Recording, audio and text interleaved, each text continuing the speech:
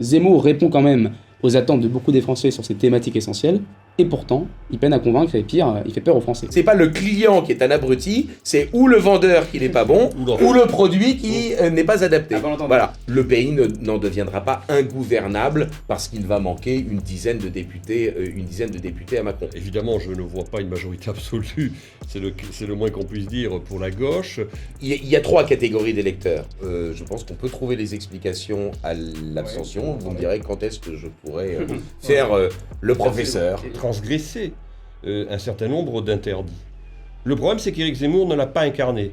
Il y a aujourd'hui non pas simplement du mépris, comme auparavant entre LR et le FN, mais de la haine entre Reconquête et le Rassemblement national. On est en train de vivre une recomposition du spectre politique. Mesdames, messieurs, bonsoir. Heureux de vous retrouver pour cette nouvelle édition du Direct.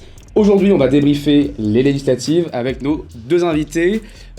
Guillaume Bernard, bonsoir. Enchanté, bonsoir, merci d'être venu. Vous êtes politologue, auteur et maître de conférence à l'ICES. Alors, auteur, votre dernier livre politique, est-ce qu'on a un titre? C'est La guerre à droite aura bien lieu, le mouvement d'Extrogir. C'est sorti en 2016, mais je crois qu'il est toujours... oui, il est toujours d'actualité, effectivement. Ouais. Et puis Arnaud Benedetti, merci à vous également. Donc, vous êtes... alors vous avez dirigé la communication de l'INSERM, du CNES et du CNRS, alors pas en même temps, hein, j'imagine, l'un après l'autre. Hein. Vous êtes enseignant à la Sorbonne et rédacteur en chef de la revue Politique et Parlementaire, et puis vous écrivez également, et votre dernier livre... Comment sont les politiques, le grand malaise du pouvoir, aux éditions du CERF en novembre de l'année dernière. Eh ben parfait, bon alors je pense qu'on est vraiment bien dans le thème. Chroniqueur pour Valeurs Actuelles. Et oui, vous chroniquez aussi effectivement pour nous, ouais. Donc merci beaucoup de votre présence. Vous devancez le point que j'allais faire, qui est que si on regarde, 60% des Français pensent qu'il y a trop d'étrangers aujourd'hui en France. Donc c'est un premier point, mais c'est encore pire ensuite, puisque regardez, je vous le montre. Sur le grand remplacement, pareil, 61% des Français pensent que le grand remplacement est en train d'avoir lieu.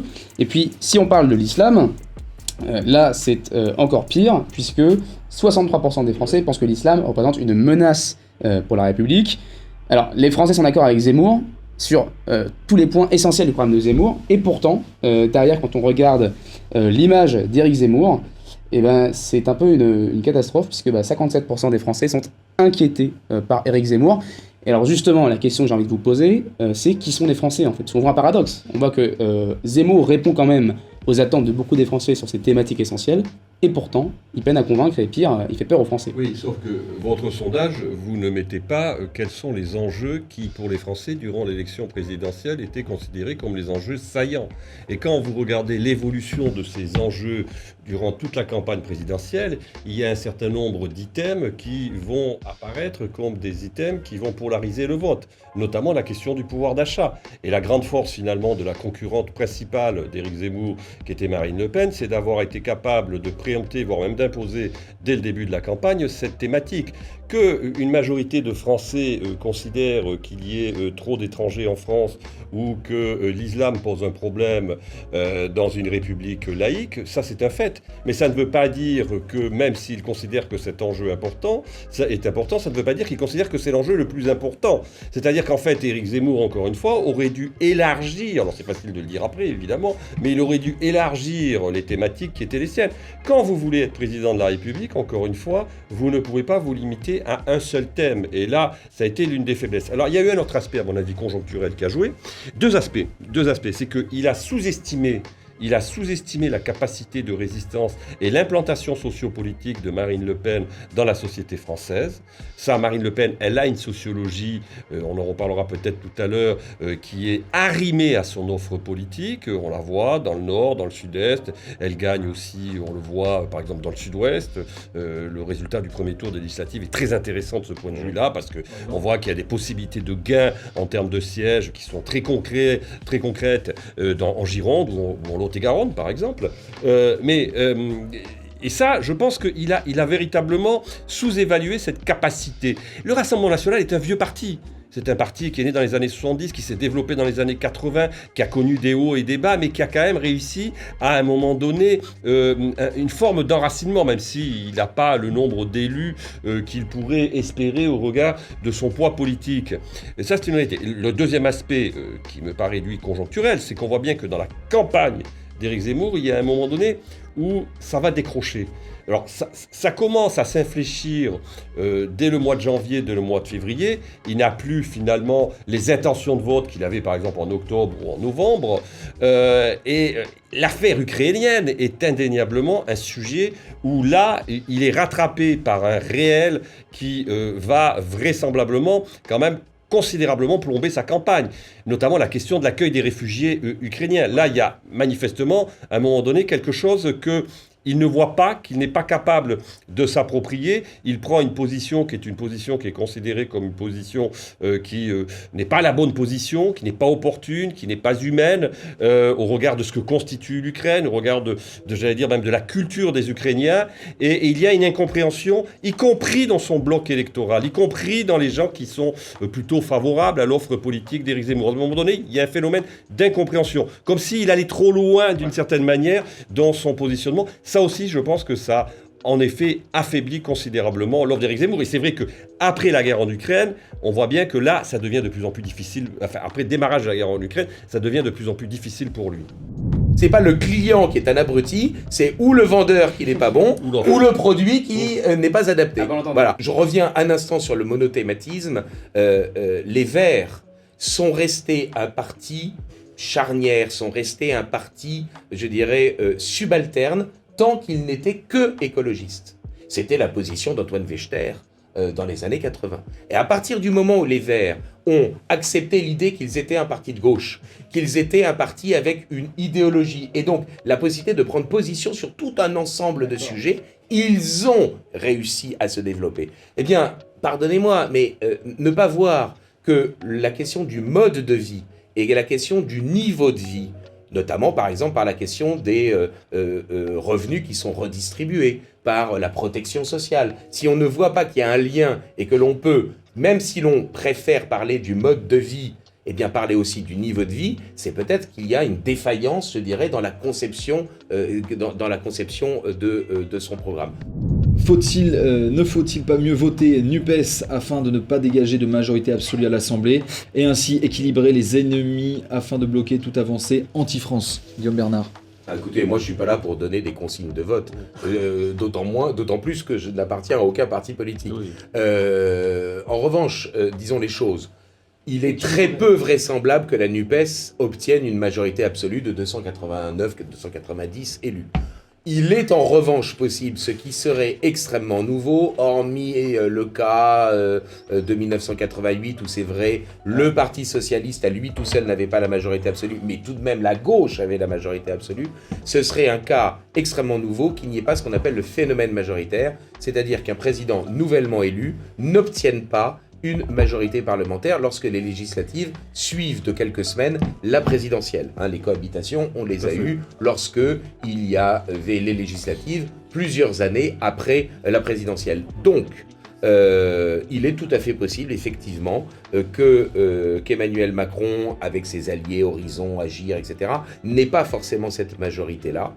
Ce serait intéressant parce que ça permettrait effectivement peut-être de révéler le tréfonds d'un certain nombre d'élus, parce que pour faire voter un certain nombre de textes, il faudra que Macron cherche et trouve des supplétifs parmi quelques élus de gauche ou parmi les LR. Ça clarifierait la position des Républicains, et donc dans ces conditions-là, ça ne serait pas inintéressant. Le pays n'en deviendra pas ingouvernable parce qu'il va manquer une dizaine de députés à Macron. Mais moi, je le répète, je ne suis pas là pour donner des consignes de vote. Évidemment, je ne vois pas une majorité absolue, c'est le moins qu'on puisse dire pour la gauche. La question, c'est de savoir quelle majorité relative. C'est-à-dire que vous avez deux types de majorité relative dans la configuration avec laquelle on peut compter. Première majorité relative, c'est la majorité relative à l'intérieur de la majorité actuelle, c'est-à-dire avec les formations politiques qui sont constitutives de l'Alliance, c'est-à-dire le MoDem, Agir, Horizon, etc., Territoire et Progrès. Et puis vous avez une autre majorité relative qui peut voir le jour, c'est finalement que la majorité présidentielle ait besoin de sortir là aussi de son épure pour aller chercher, par exemple chez les Républicains, des soutiens. Ça voudrait dire évidemment qu'il y ait un nombre important de candidats ou de députés sortants de la majorité présidentielle qui tombent ce dimanche, qui soient battus. Peut-être qu'il ne faut pas non plus totalement exclure. Mais là, on rentre dans un autre schéma.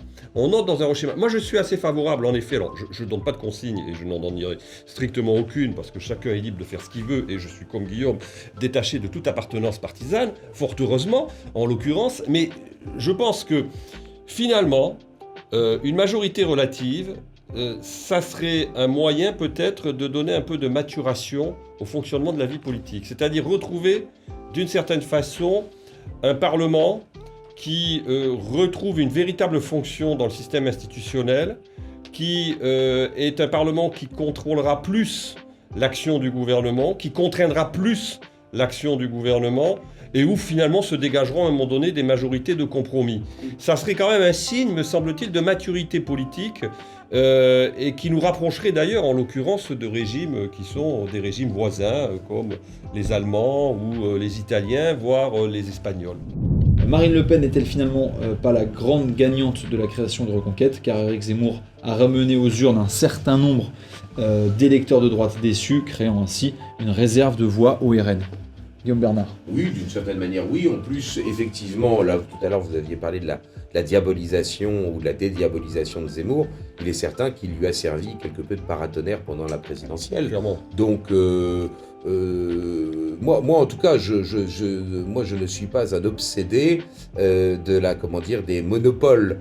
Le fait qu'il y ait eu la concurrence de Zemmour vis-à-vis de Marine Le Pen, ça a obligé le Rassemblement national à réfléchir à un certain nombre de choses. Ils ont mieux réussi leur campagne, peut-être pas parce qu'ils y avaient mieux pensé, mais parce qu'il leur manquait des moyens. Et donc peut-être qu'ils ont fait une campagne de proximité grâce à cela. Mais en tout cas, il est certain que toute émulation peut avoir, effectivement, toute concurrence peut avoir des effets parfaitement bénéfiques. À condition effectivement que les intérêts partisans, les intérêts de boutique ne finissent pas par jouer contre les intérêts nationaux que l'on est susceptible ou que l'on prétend défendre. Voilà. Alors, donc, on passe au deuxième thème, qui est l'abstention. Alors, je vous mets un petit graphique quand même qui va nous aider à mieux cerner le sujet. L'abstention a atteint 52,49% au premier tour de ces législatives. Sur les 49 millions, on va dire, d'électeurs appelés aux urnes, 25 millions ne s'y sont pas rendus, battant ainsi le record établi en 2017. Alors, on rappelle, pour les gens qui nous ont rejoints en cours du live, la NUPES arrive en tête avec 26% des voix environ, puis Ensemble avec 25,8% des voix, puis le RN avec 18% des voix, et enfin, loin derrière, LR-UDI avec 11% des voix, et Reconquête avec 4% des voix. Et maintenant, on a donc le score dans différents partis, que je rappelle. Est-ce que ces chiffres d'abstention vous surprennent très brièvement? Je pense qu'on peut trouver des explications à l'abstention. Vous me direz quand est-ce que je pourrais faire le professeur. Si vous voulez, le phénomène du recul de la participation, c'est un phénomène qu'il faut lire sur la durée. Ouais, c'est-à-dire que c'est un phénomène qui commence à prendre forme depuis à peu près 3 décennies, qui touche à peu près toutes les élections, alors plus certaines élections que d'autres, mais qui, nonobstant parfois quelques reprises de participation, est un phénomène qui est tendanciellement soutenu depuis maintenant 3 décennies. Donc vous avez ce qu'on appelle la crise de la représentation, vous avez des Français qui ne se retrouvent plus dans les offres politiques, et c'est plus vrai en France qu'ailleurs, il faut le dire. C'est beaucoup plus vrai en France qu'ailleurs, parce que quand on regarde d'ailleurs récemment un certain nombre d'élections nationales ou locales qui se sont déroulées chez un certain nombre de nos voisins, on constate que la participation y est plus dynamique qu'elle ne l'est en France. Alors pourquoi ce phénomène en France ? Multiples raisons. Première, alors d'abord qui y touche ? Il touche, vous l'avez dit, les classes populaires, principalement, une partie des classes moyennes, et plutôt les jeunes. On sait très bien que les seniors, ce qu'on appelle les boomers, vont en général plutôt voter. Ils l'ont encore démontré lors des élections présidentielles et vraisemblablement lors des élections législatives. Deuxième élément, les offres politiques. En effet, vous avez des offres politiques qui aujourd'hui sont peu ou pas ou mal représentées au Parlement, à commencer par le Rassemblement national, qui quand même, après 2 élections présidentielles successives et qui place sa candidate au second tour de l'élection présidentielle, est en mesure d'avoir à peine 30 ou 40 députés lors du prochain renouvellement de l'Assemblée nationale. 8 députés en 2017, alors qu'il y avait une candidate qui était présente au second tour. Donc cette absence, j'allais dire, de représentation d'un des principaux courants politiques de la vie politique française peut expliquer aussi qu'un certain nombre de nos concitoyens, ceux qui votent notamment pour le Rassemblement national, parfois n'aillent pas voter. Moi je pense qu'on peut identifier 4 types... mais ça va reprendre un certain nombre d'éléments qui viennent d'être exposés. 4 types d'abstentionnistes. D'abord, il y a l'abstention structurelle. Bon, c'est celui qui n'est pas inscrit sur les bonus électorales, celui qui n'a pas eu le temps de faire une procuration parce qu'il va travailler. Bon, voilà, ça représente une toute petite partie. On considère que c'est environ 10% de l'abstention. C'est pas 10% du corps électoral, c'est 10% de l'abstention au maximum. Deuxième raison, l'offre politique, ça Arnaud l'a dit, l'offre politique ne convainc pas, ne satisfait pas. Et donc par conséquent, il est bien évident que tant que le vote blanc ne sera pas comptabilisé dans les suffrages exprimés, ces électeurs-là n'iront pas aux urnes. Troisième raison de l'abstention, troisième type d'abstentionniste, celui qui, on en a parlé tout à l'heure, considère à tort ou à raison, à mon avis à tort, que les choix politiques ont été pliés à la présidentielle, donc il ne va plus à toutes les autres élections qui suivent. C'est d'ailleurs la présidentielle et les municipales où il y a normalement le moins d'abstention. Toutes les autres élections, les taux d'abstention sont beaucoup plus élevés qu'aux municipales, hormis le cas de 2020 où l'abstention a été énorme, mais aux municipales ou à la présidentielle. Et puis enfin, quatrième partie, et ça je crois que là on touche au cœur du problème, qui n'est pas simplement la crise de la représentation politique, mais qui est peut-être une crise de régime sous-jacente. C'est qu'il y a tout un ensemble de personnes qui considèrent que la politique ne sert à rien, et qu'ils n'ont plus aucunement confiance dans les hommes politiques, y compris d'ailleurs dans les partis politiques dits anti-système. Le principal échec de Zemmour, Mélenchon et Marine Le Pen, tous les trois réunis, c'est qu'ils sont supposés avoir proposé une offre politique radicale qui n'a même pas été jugée suffisamment anti-système pour que cela pousse un certain nombre de personnes à aller voter. Donc là, on a quand même un certain nombre d'électeurs qui, là, à mon sens, ne pourront revenir aux urnes que si ils ont de nouveau confiance dans le personnel politique. Et là, je vois 2 mesures, mais 2 mesures qui sont évidemment, je le sais, choquantes pour beaucoup de personnes. C'est, premièrement, le référendum d'initiative populaire ou citoyenne, c'est-à-dire le fait de réinvestir le peuple de sa propre capacité à s'auto-saisir d'une question législative ou constitutionnelle. Je note que Jean-Luc Mélenchon veut bien le RIC en matière législative, mais pas en matière constitutionnelle. Pourquoi ? Alors là, j'avoue que là, je suis absolument ébahi. La décision du peuple, il faut aussi protéger peut-être... Il a certaines vues sur la Constitution, M. Mélenchon. Et peut-être qu'il préfère une assemblée constituante qu'il pourra contrôler, ou qu'il pourrait théoriquement contrôler. Et puis deuxième mesure, alors là, je sais que je vais faire sauter au plafond, peut-être même Arnaud, c'est le mandat impératif. C'est le fait que l'on puisse révoquer un élu si jamais cet élu s'est fait élire sur des mensonges. Voilà.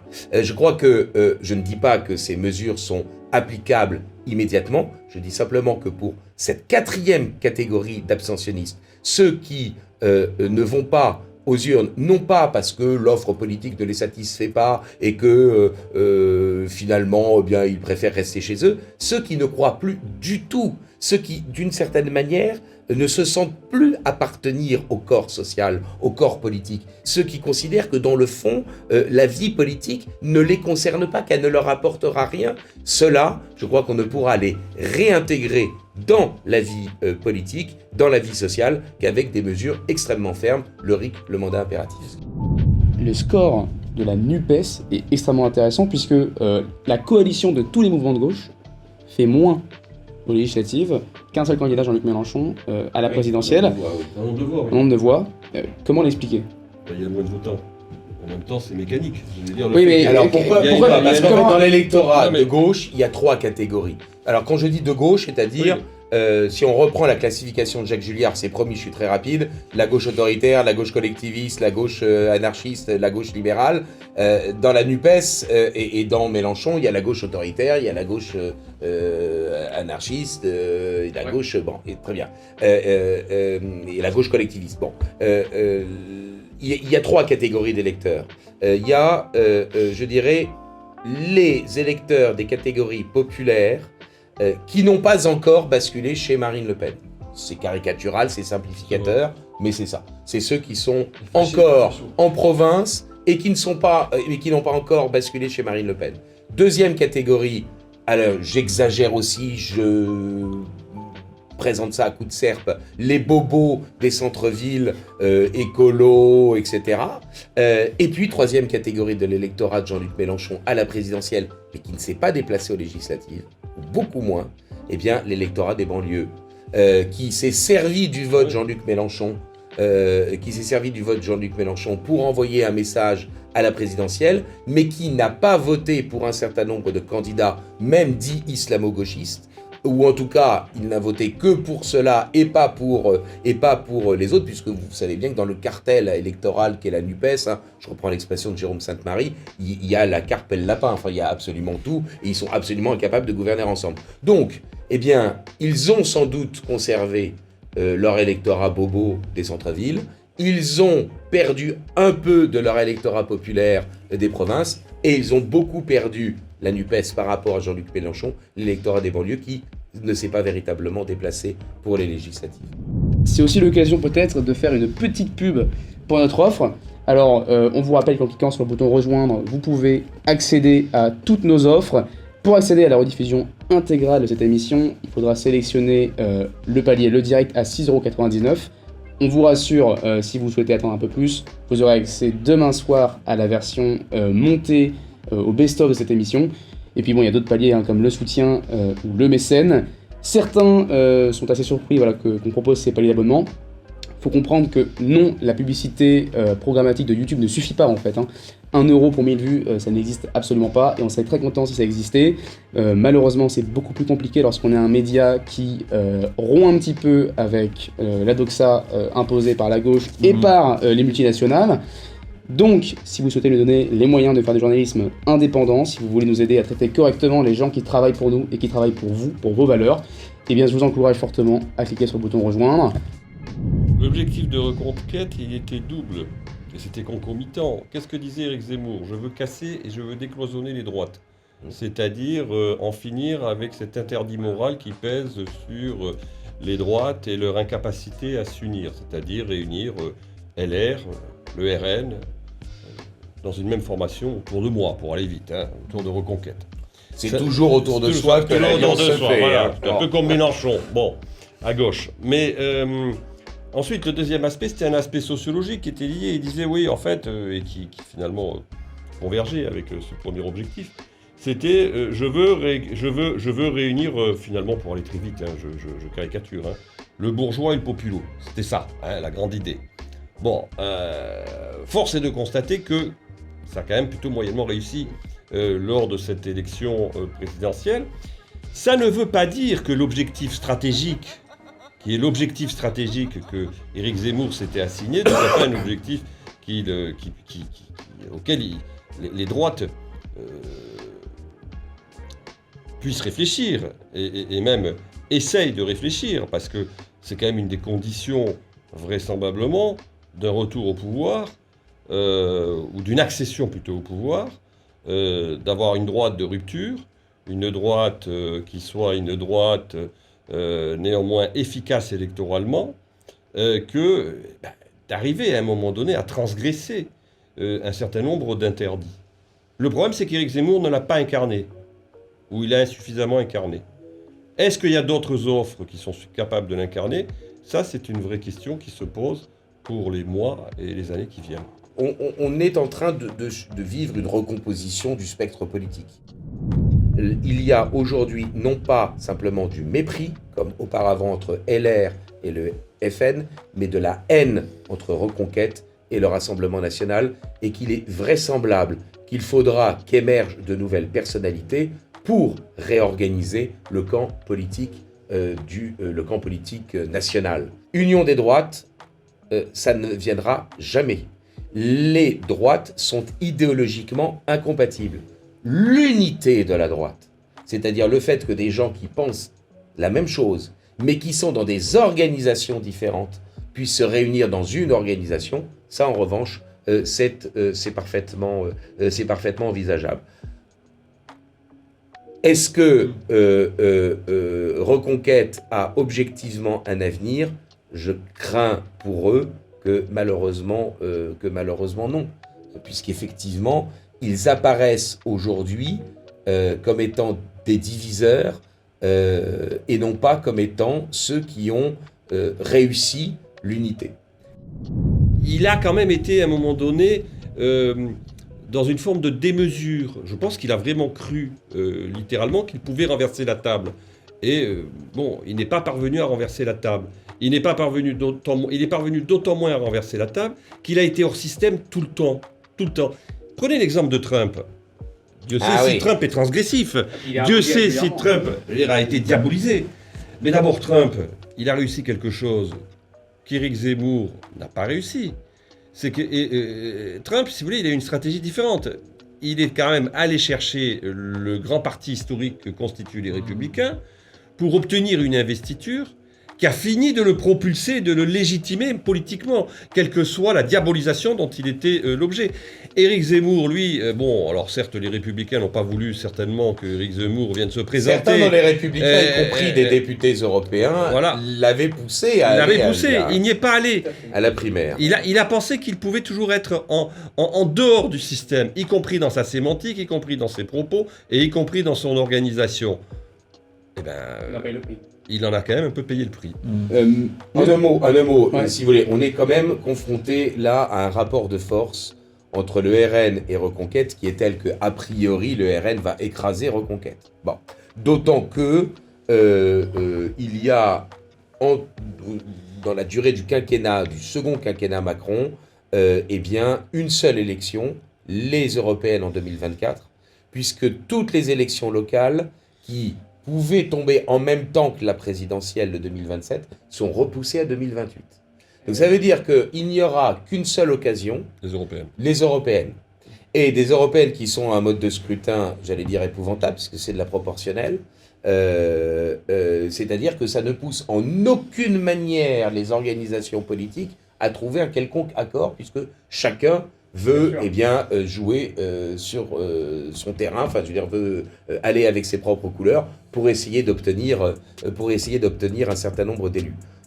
Moi, sincèrement, j'ai du mal à voir la survivance de Reconquête, hormis le fait qu'il est incertain qu'avec le premier tour des législatives, ils ont tout de même obtenu un assez grand nombre de voix, 4%, 1 million si je ne m'abuse, et donc ils vont obtenir 1 500 000 € par an, ce qui permet de salarier un certain nombre de personnes, je dirais, de manière assez confortable. Donc l'organisation qu'est Reconquête va perdurer. Est-ce que, électoralement parlant, elle va pouvoir véritablement s'exprimer en n'ayant qu'une seule occasion, c'est les européennes de 2024, et où il y a incontestablement pour le Rassemblement national un avantage, parce que c'est justement aux européennes de 1984 que le Front national de l'époque avait émergé et que ce parti apparaît comme étant l'incarnation l'une des incarnations de l'euroscepticisme et du souverainisme. Moi, j'ai du mal à voir comment tout cela va pouvoir, se passer, se dérouler.